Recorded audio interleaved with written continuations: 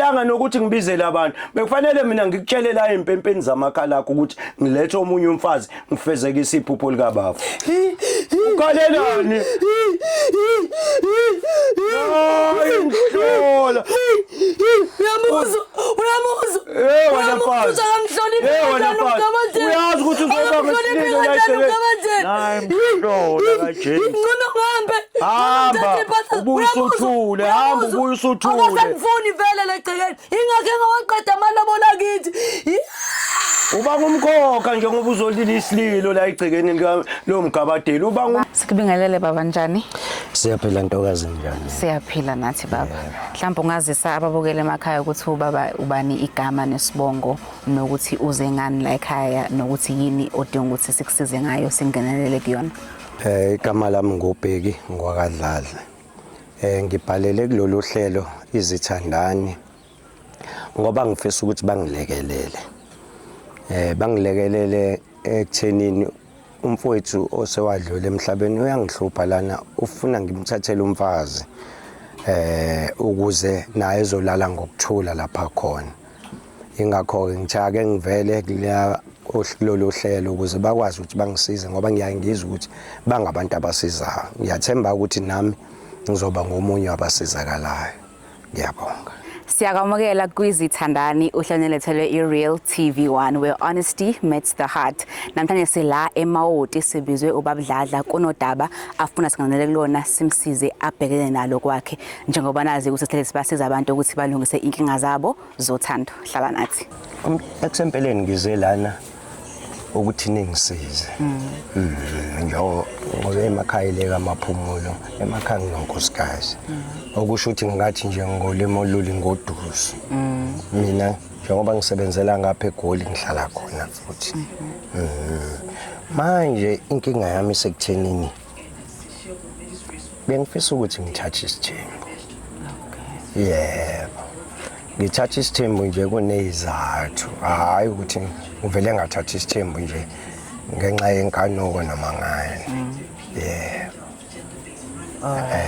Kusho ukuthi into ekanje na kusho ukuthi unkosikazi wami ngifisa ukumazisa ukuthi ngithatha isithembu nje uyazi naye ukuthi ubafo umfowethu engizala naye wazi wadlula emhlabeni engenamuntu kusho ukuthi engathathile mengabe kunaleso simo ke mina njengomfowabo kufanele ngimganele umfowethu ngithathe Ukuzwe wena baba lokho Hayi thina amaZulu into esiyenzayo ke leyo nanakho ukuthi mhlambe kuhluka ngegodi kodwa kwesanga kithi siyayenza lento ukuthi mangabe umfowethu edlule abazali bekhala ukuthi awu useze yadlula impela engathathanga lapho sekufanele nami ngikwazi ukuthi ngibivalele isikhala yebo so ufuna sikusiza ukuthi uyobikela mama sekhaya ukuthi ufuna uthatha isithembu ngoba bengathokoza impela bengathokoza ngoba manje ngiyamazi lo wakwami ngiyamazi ukuthi yena uzongayamukeli ngalendlela mina ngifisa ukuthi ayazi ngayo umama usomazi isikhathi sangakanani lo osemakhaya oyengoduso yakho ngicabanga ukuthi manje ngoba phela noma umuntu mawuhleli naye awumbalela kayona inkomo angeke usho ukuthi inkomo ezozala kulonyaka izozala kodwa nje mangabe ngicabanga ukuthi iminyaka eyishumi noma 12 ihlangene nindawonye noma yebo lokho ukuthi fanele uthathe unkosikazi uzothela ubhuti wakho kona ukuthola nini hayi lokho kuyisifiso ekufanele sifezeke ngoba umfowethu uma yena njengoba wadlule engathathanga hayi ukuthi fanele kuze kube nesikhathi esibekwayo kodwa mina njengomfowabo ngiyazi ukuthi into ekufanele ngiyenze le mhlambe seneke naye ekhuluma nomama ngaphambilini noma uzobeqala nje ukuzwa lento manje uzobeqala ukuzwa ngesizathu sokuthi nami ngixakekile ukuthi mangibeka lolu daba ngizombekela kanjani mhlambe baba ukuthola nje ulwazi kabanzi ukuze nathi sazi ukuthi sikusiza ndlelani nokuthi into yakho uma isiphelele imi kanjani umama lo uthe uyingoduso okusho ukuthi awuqedanga ukuthi uzuganwe ngokuphelele yebo kusho ukuthi akacacile okusho ukuthi akashadile ngolimo olulula alright so kuzokwenzeka kanjani baba ukuthi sekufanele kungene omunye ube ungaqedile lo wokuqala mhlawumbe kunohlelo ukuthi uzomisa kanjani? Ake ngiyibeke kanjena ke wena ndodakazi khona uzoyizwa kahle. Nami bengingeyona inhloso yami ukuthi ngithathe isithembu. Lento ingoba phela nomfowethu uyafika nasemaphusheni uyacela ukuthi ngimthathele unkosikazi. Manje makuleso sizathu ke nami kusho ukuthi angisahlalisekile kahle. Kodwa ke okusho ukuthi njengoba ngingamqedile uMadlamini sekuzoba ukuthi kuzofuneka ukuthi njengendoda futhi yasemakhaya siyalekelelana ke emakhaya ke uzokwazi ukuthi omzala obani bazosifaka isandla emakhaya bayayikhipha inkomo nobani akhiphe lokhanakho bese bekwazi ukuthi ngiqedele uMadlamini. Uzolekelelwa umndeni ukuthi ugane lesithembu sakho. Ngizosho njalo ngoba nezihlobo vele sekumusha futhi. Ngeke ngisho kanjalo ngoba kuzofuneka ukuthi ngiyamqedela yena uMadlamini lona okamfowethu engimthathela umfowethu nayo sekhona. Kuzomeseka kanjani pho baba? Mothi kuzofanele uqedele uMadlamini esekhona naye lo. Yebo nje uzoqala uyovela kuboka lo ebese usubuya usuzoqedela uMadlamini. Uyabona ke ngakho ngize kuwena ukuthi uzongisiza ngoba uyayibona impela lento ukuthi ngempela kuzofanele ukuthi ngivele phela nako lo ngimthathela umfowethu bese ke ngoqedela ke uMadlamini ngoba ngiyasho ndodakazi ukuthi nginesimo singixakayo lana samaphupho umfowethu akangihlalisele kahle uthi nje mangamthathela nje unkosikazi uyobe naye siyaphumula. Siyakuzwa baba, udaba lakho luthanda ukuba nzinyana kodwa Lolukhuni lona ingakho ngize kunini impela ngoba nami sengiyaye ngibone ngisiza abanye abantu ngase ngiba nakho ukuthi nami ngizosizakala ndodakazi. Njengoba senizwele ke babokele emakhaya ukuthi ubaba unodaba oluthanda ukuthi libe nzinyana ufuna ukuthathela umfowabo isithembu mayesho uthi umfowabo uyamhlupha ngamaphupho akasakutholi nokuphumula ucela uyobikela umama wakhe uMadlamini ukuthi sekhona omunye umuntu ofanele ukuthi angene ekhaya angeke saba yedwa asaziwe ukuthi luzohamba kanjani lolu daba kodwa sizomsiza ubaba ukuthi ayokhuluma noMadlamini sibone ukuthi isiphetho sisibeka kuphi. Hlala nathi.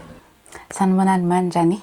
Siyaphila sana samunjani wena? Siyaphila nathi. Igama mina manguzama ngwakamhlongo isibongo ngivela ohlelweni olubizwa ngezithandani. Njengoba silakhaya sicela ubaba la ekhaya ubaba uDladla. Uyamazi ubaba uDladla? Yebo ngiyamazi ubaba uDladla. Sicela wena ukuthi simphelezele ezela ekhaya ngoba kunodaba afisa ukukhuluma nawe. Nafisa ukuthi nilisebenze nobabili nibone ukuthi nifika ukhona nje naye uzongena manje okuzoba yena ozobe sechaza ukuthi uze ngani. Awumengani yami nikwehleleni ukuthi izithandani. Singivela ohlelweni izithandani. Yebo. Kodwa uyangibona ukuthi ngingakanani ngani yami njoba nehleleni izithandani. Ngoba phela thina kade sathandana noDladla. Yini lazo ikhuluma nami esezethuma wena engasakhulumi nami engazi ngihlala naye uDladla. Hayi uzokuchazela yena uzokuchazela yena. Hayi ngizoke ngizwe. Yini le ezengayo. Uphi yena uDladla? Khona masomngenisa nje khona manje. Ake nimlethe ngizwe ukuthi yini le uDladla umgabadeli aseyithuma amantombazane aye ukuzoqondana namakhulumi nami mangabe khona afuna izithandani. Awumlethe umgabadeli. Ngeke ngizwe ukuthi ufuna ukuthini. Baba ninjani? Siyaphila ntombi njani? Hayi siyaphila baba.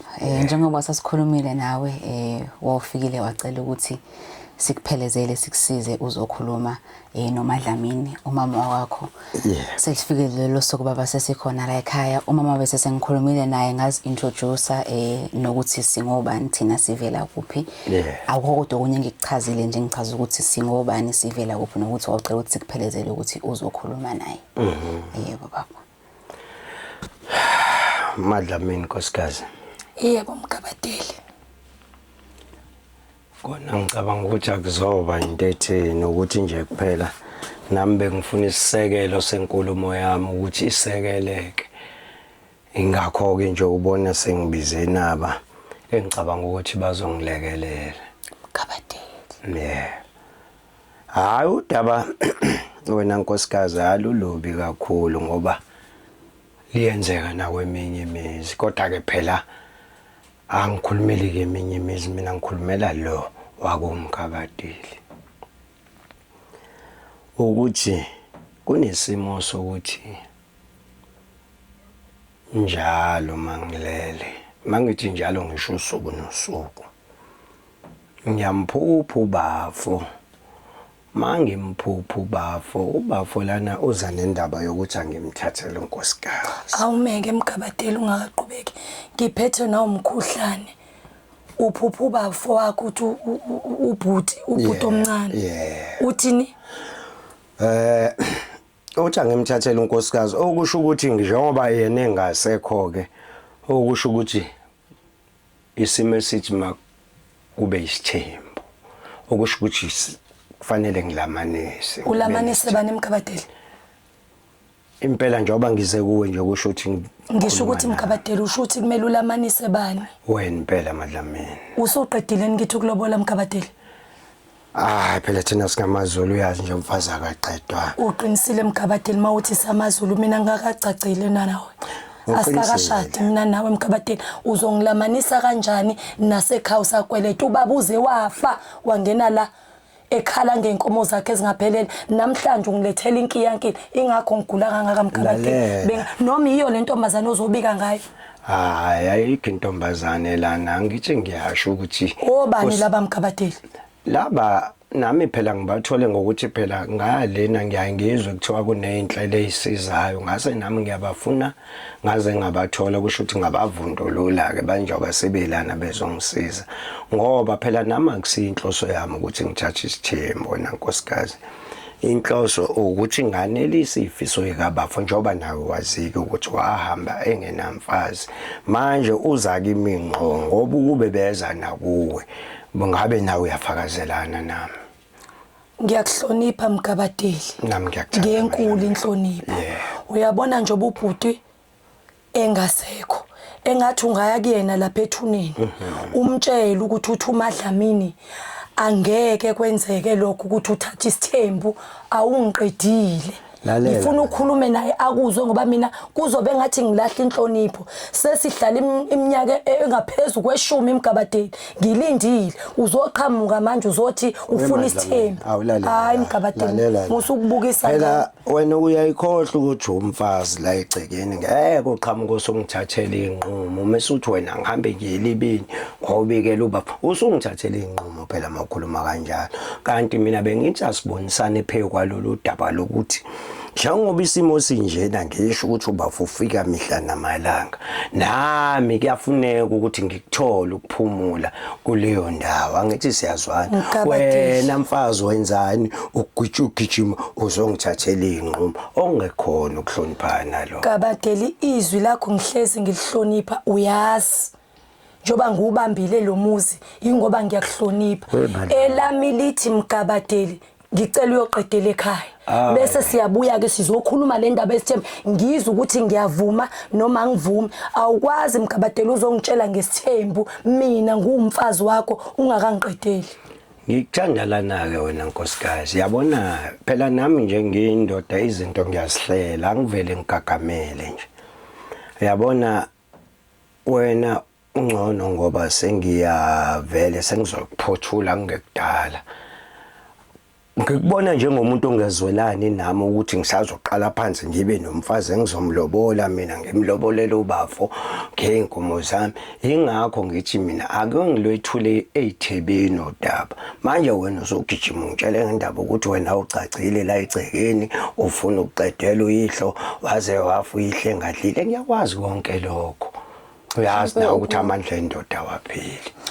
Sorry nje ukuphulula imali mhlawumbe sithole from wena ma ukuthi ubaba wagcina enzeni ekhaya yini ayenza kwasala ini njengoba uthi ubaba wakho waze washona ebuza ukuthi kanti ubuya nini ukuzoqedela mhlawumbe kwahanjwa kwafika phi Mgabadeli lo efike ekhaya wakhipha inkomo yomntombi bami inkomo kaMama wakhipha inkomo kaBaba wazokhipha amabheka amabili shuthi zine inkomo asayikhiphile inkomeni ezu11 njengoba ezongitshela ukuthi manje ucabanga ukuthandisa ngikutshela lalela la ngikutshele wendoda futhi ngokwenzwe lezinzwa wayecela ubuza ngokucela lokho njengoba akhipha amademeshi inkomo kamama yomntombi bami wakhipha inkomo kababa amabheki inkomo ezimbili zokuqalela ilobolo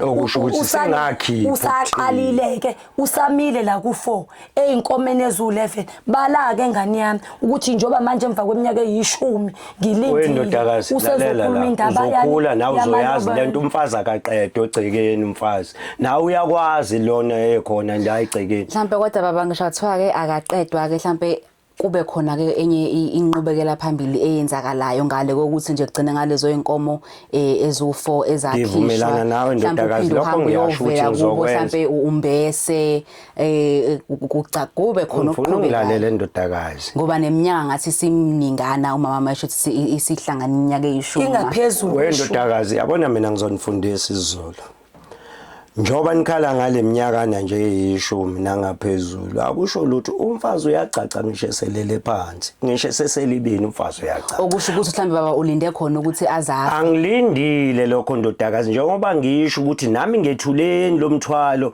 ukuthi ubafa lokho njalo engivakashela ukuthi mangimthathele umfazi wami lona ngangeke ngimsukele ngikhiphe inkomo zami zize zibe zine kanti anginanhloso naye ingakho ngithi mina ngilekelelene ekuthenini ngikwazi ukuthi ngisuse nali ithunzi ngokuthi ngithathele ubafu umfazi yayizwa lonto bese ngimthathile umfazi ke sengiyabuyela kumadlamini ngiyamqedela amaqede sicace uyazi naye ukuthi vele thina la emakhaya asizimile sinezihlobo sinabo umzala bayasisiza izandla lapho sihlanganisizayo wengane yami imangane yami mina udladla ngiyamazi uyabona udladla ikhona imfihleza nayo nakho ikhona imfihleza nayo udladla ekufuna ayibhobose angeke azoqhamuka esenola kubethuleleni umfowabo emva kweminyaka eyishumi udladla akahlale enkulumo wena uthi bethuleleni kanti mina befanele imbizo uthoza singaloke sigidagida ndawonye udladla akazothula inkulumo afuna ukuyithula la kumina hayi la kayisho akakakhuluma udladla akakhuluma umthuzeleni kumina ngiyamazi udladla sisuke naye ebuncaneni yabona inkulumo ayishoyo le akuyona le ikhona inkulumo ayifakile ngani Rose ngizokubiza ngegama ke manje Rose lalela la kancane nje baba uyaqaqamuka uyamuzwa nje kancane baba asimlinde qede bese siyakunika nawe ithuba lokukhuluma njengamanje mama ngikulalele mina ngizwa uthi ubaba awukholo ukuthi lento ayikhulumayo iyona le afanele ayikhuluma kunjalo ngani yami ubone ngathi khona okunye ukhona okunye la uvula indlela yokungena mawubuka ngani yami umfowabo osashona eminyakeni ewu15 ethule engakhulumi emva kweminyaka ewu15 usezokhuluma ingakho ngithi kunenkulumo la undlalela ngomfowabo mangithi mina ngiyamazi udladla mina uSipho mina bengifunda naye ngiyawazi amangaka ingakho ngithi ngani yami akabe hlalo dabeni ngiyakuzwa ma ukuthi unongabaza ukuthi le ayikhulumayo baba iyo kahle kahle ezengayo uzwe ngathi kunento mhlambe engale kwale ayikhulumayo njengamanje la masingabuza nje ma ukuthi ngaleke kokuthi ubaba uthi umfowabo ufuna isithembu nawe uthi akayomtshela ukuthi ngeke kwenzeke ukubeke ayifiki kanje isithembu wena nje uwedwa njengomuntu wesifazane uzizwa kanjani ngaso into leyo ongayamukela yini ubaba mangathi uyaqondisa ngendlela ufuna aqondisa ngayo kini ungakwamukela lokho noma into nje ongayifuni vele cha ngani yami angeke ngikwazi ukusamukela isithembu ngithandane nomgabadeli wanginikiza ithembiso wathi susofa silahlane naye akekho omunye umuntu ayombheka nami ngafika ngahlala kuleli khaya nganethezeka lo muntu athi uzosithatha isithembu uzohlalaphi ngoba kanamuzi mangithi ngiyasivuma leso sithembu ngoba phela lo muzi engikuona la kaMgabadeli owami leso sithembu azosithatha sizohlalaphi iyona lento eyenza ukuthi ngingavumi lo mfazi uzoba kuphi la ukhona mina la angeke ngikwazi ukuvuma uMgabadeli kunezinto eziningi engabe ngixoxela zona ezisamehlula ukuzenza eziqondene nami angivumi ukuthi uMgabadeli ukuthi uselungela isithembu akasilungela isithembu uMgabadeli yilo nje ngimangala akasilungela uMgabadeli mhlawumbe ukuthola nje nakwena baba ukuthi ngale kwesimo lesi obhekene naso sokuqinwa amaphupho kamfowenu efuna isithembu.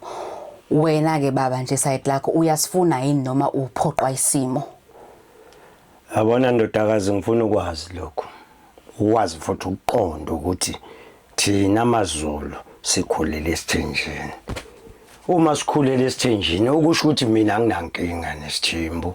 Njengoba futhi isikhathi esiningi ngingasichithi la ekhaya. Kuyenzeka ke phela njengendoda mina umuntu khona ukuthi manje akusekho ukuhlehlela emuva fanele ngisithathe isithembu ngoba phela ingane yabantu ngizoyenza njani njoba isikhona nayo isize yaba nomntwana kodwa inekhaya nakho ke izokwenziwa njani nakho ke apha mangabe ngitheni mangithi ngiyamazi umgabade ubheke ngakho ngoba phela ngiyasho apha mangabe fanele isithembu ngisithathile akukho ubhuti okhuluma nawo uRose yena fanele okwakhe Yamuzwa ke? avuma ukuthi ngisithathe isithembu futhi kuzolekelela ukuthi nobafo naye aphumule la emalibeni lapha khona Angisezwa kahle manje baba, angisezwa kahle. Ikuphi ongakuzwa ndodakazi? Mhlambe baba siceciseka la ukuthi isithembu lesi asifiki ngomfowenu kahle kahle isakho baba. Ndodakazi izola sidolekwa. Isithembu isithembu. Uma ngabe ngisithathela ubafo isithembu vele umfazi ozofika la magcekeni uzolala nami. Ngoba sengishilo ukuthi vele kwawuyena usenayo ingane. Okukhombisa ukuthi mina ngiyasamukela isicelo sikamfowethu. Ingakho nokufanele asamukele. Uzofihla amanyala akhe. Uzofihla amanyala. Njalo nje indaba. Uyabona ngani yami udlale ngani? Ukuthi akamukele manje ukuthi ukhona ingane ikhona ekufanele beze la emagcekeni mina bengimbikela njengomfazi wami omdala futhi naye ubafo vele bengeke vele ngisilahle isicelo somuntu ongasekho emhlabeni. Nawe ndodakazi uyakwazi lokho ukuthi siyafeza isicelo somuntu ongasekho. Bengeke ke ngiqhamuke mina ngize kumadlamini ngibe ngakabi naye umuntu ngoba ngabe ngisithutha vele sendoda makunjalo. Ngavele ngajuluka. Nami ngiyangijulukisa. Uma dlamini mayethi yena baba mangena usisi lowo osenomntwana uyaphuma yena. Uqhubeke ke nosisi lowo ngoba uyasho uMadlamini ukuthi akasithandi isithembu yena nokuthi lo muntu ozayo uza kuphi ngoba la khona yena akasithandi isithembu sithandwa yimi engizothatha isithembu yena akazothatha isithembu lo muntu ozofika uzobe engazile kuMadlamini uyobeze kimi nokufezekisa isifiso sikamfowethu futhi ngeke bahlale endawonye uzokwakhela umfazi la emakhaya wakhela abe nekwazi uyishaya emuva eshaya uzobeze kuye yini uyamuzwa umgabadeli ushaya umfazi like mina bengimazi ngicindezelekile nenhlonipho ngicindezekile ngoba nakho ngumfazi funa zongena ngamanga ngamanyala akhe mgabadeli kanti uhlele egola ubuyi nje wenza amanyala ufuna ngizovuma amanyala wenzile ukuthi wenza ingane le egoli iyona ndlela le uzoqhama ukuthi umfowethu isiphupho likamfowethu lana uqale wathamba omithisa egoli uhleli lapha egoli lokuthi imisebenzi amatoha aniqinile akanika ama holiday kanti ubhizi nomuntu uyabuya manje uzoqambela ukuba umfowethu uyavuka ngabe uyakhuluma ukuthi mfowethu uyakhuluma nami angithi uyakhuluma nami angithi lento engenzayo usho ukuthi mina ngisisele ekhaya isithembu sangena la ngisaphila mgabadeli ngiyayivala asikho isithembu wasegoli lapho uzobuya usosebenzela la uyabuya manje uyabona weMadlamini into engifuna ukuthi uyazi mina ngiyamthatha umfazi wesibili uyathanda noma uthandi kodwa kuhle mina sengikwazisile ukuthi ngiyalifezekisa iphupho likababa ngifile awukwazi mgabadela ukolobola omunye umuntu ungangiqedile imini ingqonqo imini ingqothofu ufuna uqede mina imini ingqothofu ngifile ndodakazi ngibize nini ukuthi ningilekelele uyamuzwa ke lo mfazi uthi uvutha kanjani ngikutshelile ngathi uyaqaqamuka lo mina baba ngiyam-understand uMadlamini ngoba nakhona inkulumo yakho baba ayisacaci ukuthi kahle kahle lesithembu siqhamuka ndlelani uma sekuqhamuka sekuvela ukuthi sekunengane sekunomuntu already kodwa kuMadlamini usathi umfowenu uyakuhlupha ufika njengomuntu ozombikela kodwa umbikela into esinento esiyenzekile ngiyabona ukuthi wena ndodakazi usasemncane impilo awakayazi kahle bengeke mina ngithi ngivele ngizosithatha isithembu ngithathele ubafo kuyimanga ngiza kumadlamini kuyimanga ngiqala phansi ngoshela uyabona ukuthi mina sengiyicentile indlela sekuthi ayivuleke ke manje afike uma wengane aze ekhaya angisakhulumi nomkabadeli udlala ngawe yayizwa lo bengeke ukuthi mangitshela uMadla kuyimanga ngiqala ngoshela ngane yami into zenu nihambe uzogqiba amanyala ngani uchithela isikhathi kodwa nawe uyayizwa le izongitshela ukuthi yenza amanyala ngikutshelile ukuthi ubheki ngiyamazi yabo le yamfo wabo ayikho bekufanele umfowabo akhulume ngakamithisi umithisi ingakanani nona lo ngane manje uzoyivuma mangithethe ingakanani ingane mkabadeli neminyaka emibili uyazwa ke uyangizwa angithi nalapho bengihlonipha wena ineminyaka emibili ethulele umfowabo kule minyaka emibili uthi ineminyaka awubala unyaka emithi awuyibala iminyaka ngithandana wake wayibala wena unyaka umithi ingane makuthiwa ineminyaka emingaki wake wezwa kuthiwa ibalelwa weMadla mina ngibuza ukuthi wake wayizwaphi ingane wena ebalela umnyaka mawubuza ingathi ineminyaka emingaki isho iminyaka esizele hayi imithi ethule leminyaka emibili abese ngasabuyi kakhulu ke ngayo ube busy ondlala ingane ngane yami qoqani into zenu nihambe udlala ngani le ndoda akukho sithemba afuna ukuzosiya ukusithatha la ubezongitshela ngamanyala akhe qoqani into zenu nihambe ubiza isifiso sikaba ufuna ngamanyala akukho sithemba ngani sabakho so ungasayida ke ngane yami ke umkhulumela umgabadeli wakho noma wakho lo mgabadeli noma wakho hayi ingane izosebenza ngithe abazongilekela ingane ngithe abazongilekela ngoba bengazi ukuthi uzoba nje wena akho themba usangena la bengazi ukuthi uzoba nje wena mfazi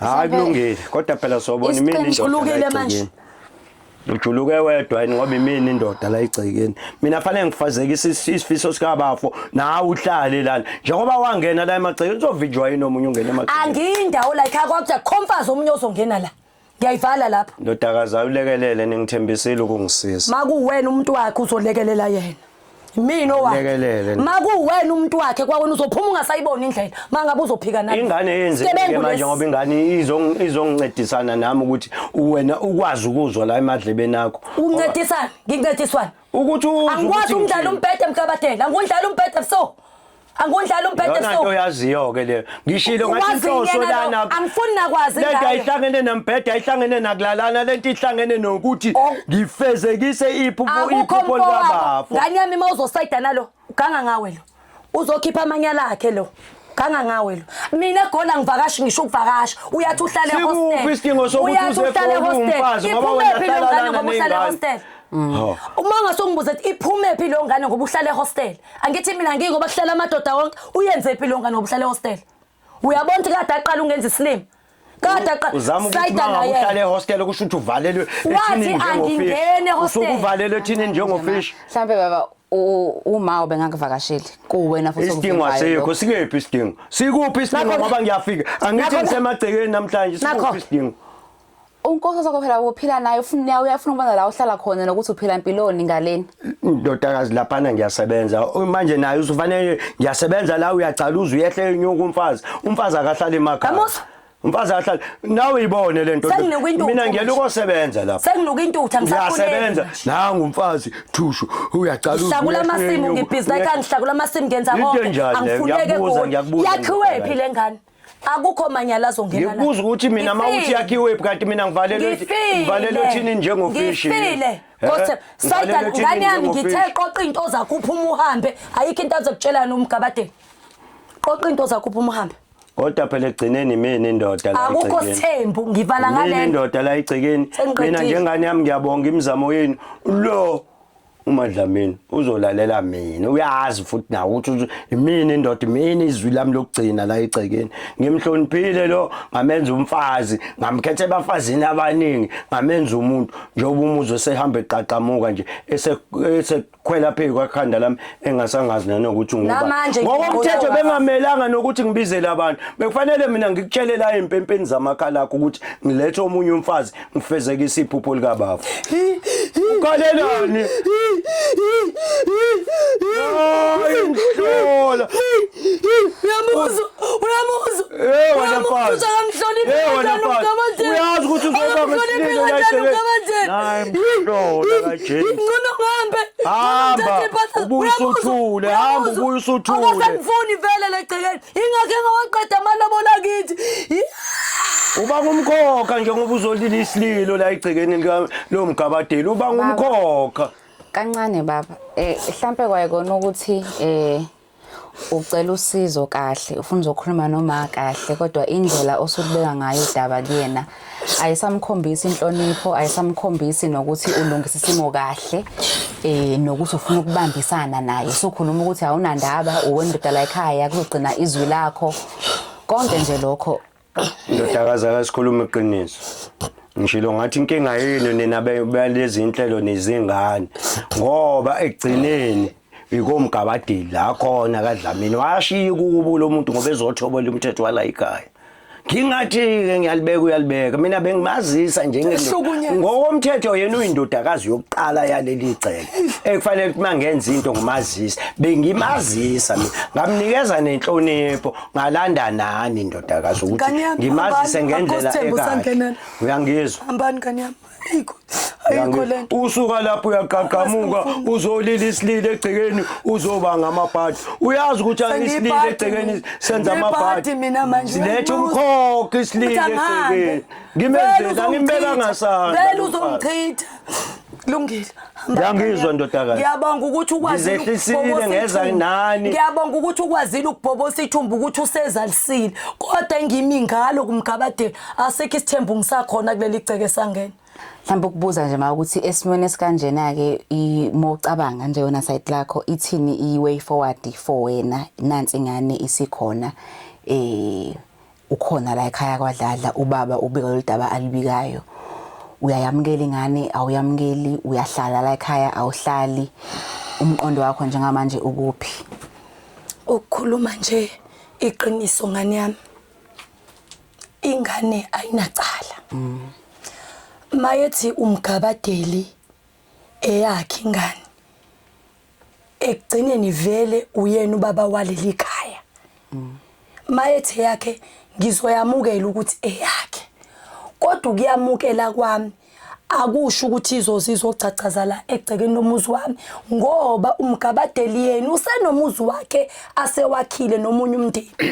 Ngiyavuma ukuthi ngizwile ukuthi unengane kodwa hayi ukuthi izocacazala kuleli igceke. Angithi banomuzi nomfazi le. Ngiyavuma ke ukuthi kulungile ngiyavuma ukuthi yakhe ngoba uyangitshela. Futhi kubufakazi bokuthi ngempela umgabadeli ube nomuzi ngoba ubengafuni nakancane ngiyegoli. Selve bobokileke ithumbu ukuthi kanti ngiqatshelwa nje ukuyegoli ngoba unomunye umfazi. Kodwa engiphetha ngale lokuthi esithembini angingeni akukho futhi esonge kulomuzi futhi angiyindawo. Ngagana mina la ngazibophezela uba njengane yami njengoba sengimdala kanje usangangicosha ubani ngihleli la esithembini asingeni la kwelami igceke le abahlalele yebo njoba kade ngivele ngingavunyelwa nami ukuyegoli akekho umuntu ozongena kuleli igceke ngoba kubevele senomuzi umgabadeli. Ingane ngiyavuma ngiyayamukela ngokuthi ungitshelile ngizwile kodwa hayi la. Ngiyakuzwa ma ngiyakuzwa. Mhlawumbe sithole owakho umqondo nemizwa baba njengomuntu obecelile usizo ukuthi umama uyala uyaphetha ulibekile uvo lwakhe ukuthi uzizwa kanjani ngalelo daba mhlawumbe wena inqubekela phambili thini ngokubona kwakho? Hayi wena ndodakazi uMadlamini wami ngineminyaka nalo mfazi ngiyamazi mangithi ngiyamazi ngisho ukuthi ngizomnikeza isikhathi sokuthi akwazi ukuyibhekisisa le ndaba. Mina nje into engayibonga ngabonga kunina ndodakazi ukuthi nifikile kwakwazi ukuthi kubhobokele lethumba kodwa lo ungowami lo uyalwazi udaba ukuthi mina naye siyazana njengoba selibhobokile ithumba nami ke njengomyeni wakhe ngizomnikeza isikhathi sokuthi ayibhekisise le ndaba ngoba phela umntwana esekhona awukho umqomo wokulahla umuntu. Ilelo nje mina ngiphetha ngalo ukuthi ngoba useyazi ngokulekelelwa yinina nami hayi sengigokhululekileyo sekukuthi nje njengonkosikazi wami ngimhloniphe ngokuthi ngimnikeze isikhathi sokuthi ayibhekisise lento kodwa eqinisweni Madlamini nawe uyazi awukho umqomo kulahla umuntu. Umntwana ukhona umntwana. Nonina futhi ukhona. Injalo ke indaba. Uyangizwa ndodakazi. Siyakuzwa baba. Mhlambe ngale kokumnika isikhathi mhlambe ikuphi okunye baba ayimisela ngokwenza ngokulungisa lesi simo. Phela isimo singasho ukuthi sisilungise isimo sesilungile. uMadlamini uyazi ukuthi ngingane, uyazi ukuthi ngithathela ubaba umfazi, okusho ukuthi into eyenzekayo manje mina nginabafazi abawu2 ukuthi sekufanele ngenze imfanelo ezokubanelisa nibona nemndeni yabo, okusho ukuthi ngiqedele uMadlamini ngilobole nango kwabafo baqeda abafazi umkhulumo ube mkhulu nami ngithokoze njengendoda. Njalo nje ndodakazi. Uzwile naye ngetshe. Ayi baba. Elami lokuphetha njengoba ingehle ngaphezulu. Nami ngisazoyicabangisisa le yesithembu. Kodwa kwamanje silithe lami angisivumi isithembu la ekhaya. Hayi, sokhuluma naye lo mfazi wami lo wazi mina. Kodwa nje mina ngiyabonga kakhulu ndodakazi ukuthi Bobo kithumba ngoba bengazi ukuthi masibabili la endleni ngimazisa lolu daba. Hayi bengeke kulonke impela. Bengazi ningisize kakhulu impela. Ningisize kodwa nje isithembu sona. Nanokuthi ke wona ndodakazi ngeke silokho esigqiqa esithenjini ngoba vele sikhuluma ngento esikhona la. Ukuthi thina manje usazile futhi naye ingakho ngithi ngiyabonga kakhulu. Ingakho ngithi mina niyawenza umsebenzi wenu ozala ndodakazi. Ozala bonke. Angithokozile kodwa umama baba akekho right. Akekho right umama. Uzoba right. Ngelinye ilanga uyofika uzosivakashela ukuthi uzobona uzolungisa udaba. Kosho uyohlangatshezwa uyena. Ingakho bengibuza ukuthi ngale okumnika isikhathi iziphi ezinye inyathelo ubaba ayimisele ngokuyithatha ukuthi umama abe ukuthi ngiqedele kubo sicace naye. Uzokwenza lokho baba. Hawo phela uyazi nje naye osiphalaphala samadoda. Nkosi bengizoze ngibone nini nje uMoyizela.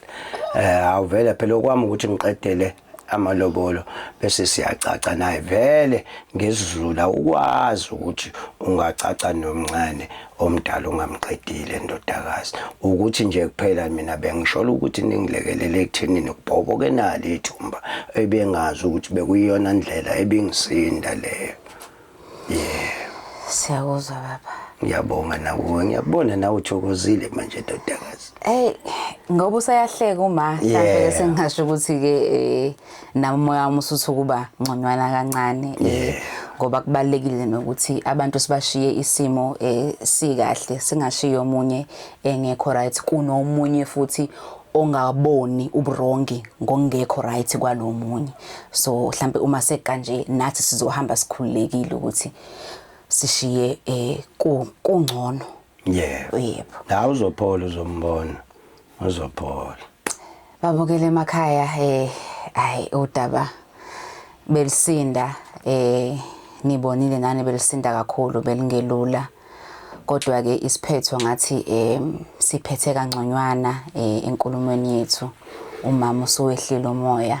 Ubaba uyathembisa ukuthi lokho okufiswa umama ukuthi kwenzeke before kuze kufike esigabeni sokuthi kungene usisi lomunye osekhona onomntwana uzokufezekisa aqinisekise futhi ukuthi kuyenzeka ngoba uyasho ukuthi nosiko liyasho ukuthi akakwazi ukuthi ayolanda omunye umuntu lo ahlezi naye engamqedile. Umama naye ukhombisa ukwamukela lokho nokukuthokozela.